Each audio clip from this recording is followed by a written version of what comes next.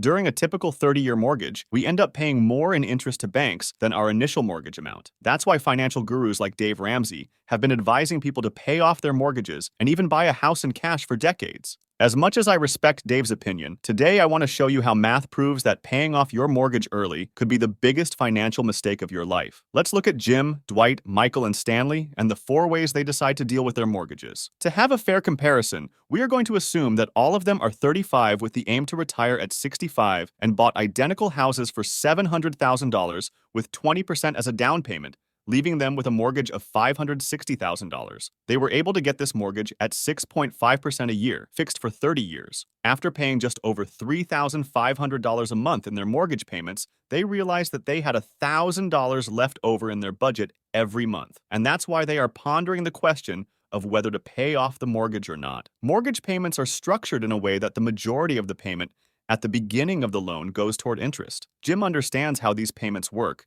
and realizes that, like his other 3 friends, he is paying over $3,000 a month in interest. So, to save as much in interest as he can, he decided to use his $1,000 a month to pay down the mortgage. This started to reduce his interest payment month after month. Happy with his decision, he told that trick to Dwight. However, Dwight had his own solution to this situation. Unlike Jim, he decided to not pay down the mortgage and rather invest the $1,000 a month into an ETF. Dwight chose to invest in the S&P 500, because in the last 100 years, with all the ups and downs, it has averaged returns of about 10.5% a year. On the other hand, Stanley looked at both Jim and Dwight and decided that both their methods were interesting. So he chose to pay down the mortgage by $500 and invest the remaining $500 in the same S&P 500 ETF as Dwight. But Michael wasn't open to taking risks and didn't want his money to be stuck in the house either. So he chose to not pay off the mortgage and invested in much safer bonds where he averaged returns of about 5% a year. Before we look at what happens in the future, comment below, who do you think made the correct choice? Jim was able to pay off his mortgage in a little over 17 years rather than the typical 30 years. This early payoff saved him over $347,000 in interest alone. And now that he didn't have the mortgage due every month, he decided to invest both the mortgage payment amount and the $1,000 every month into the S&P 500. By the time he was 65, he retired with a paid-off house and $1.44 million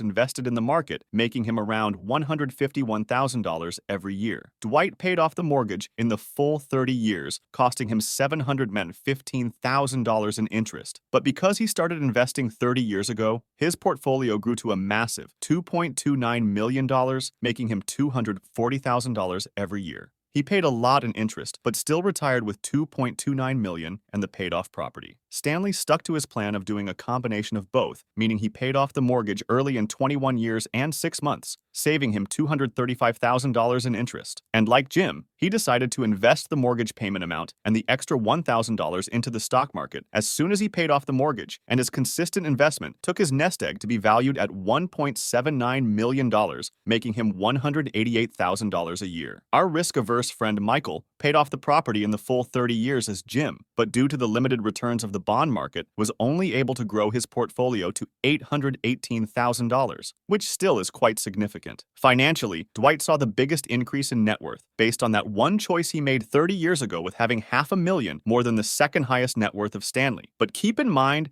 that in order to have that increase in net worth, he also had the mortgage for the full 30 years, costing him $235,000 more in interest than Stanley. So overall, you could say that Dwight had a net increase of $265,000. All the increased stock account balances in this situation are also subject to taxes. If they weren't invested in a tax-advantaged account, with investments paying dividends every year, the tax bill of everyone who chose to invest could have been a bit higher, but they also could have wrote off the interest for a bit longer than others. Jim and Stanley, who paid off their mortgages early, had the peace of mind of not having a $3,500 mortgage payment every month for years before they retire. From the age of 35 to 65, all 4 situations ended up with them retiring with a paid-off house and a decent nest egg to fall back on. I prefer the method of keeping the mortgage and have a bit more invested, but everyone has different financial situations. So let me know in the comments below which option would you choose from the above. If you enjoyed the video, then don't forget to like and subscribe, and thanks for watching.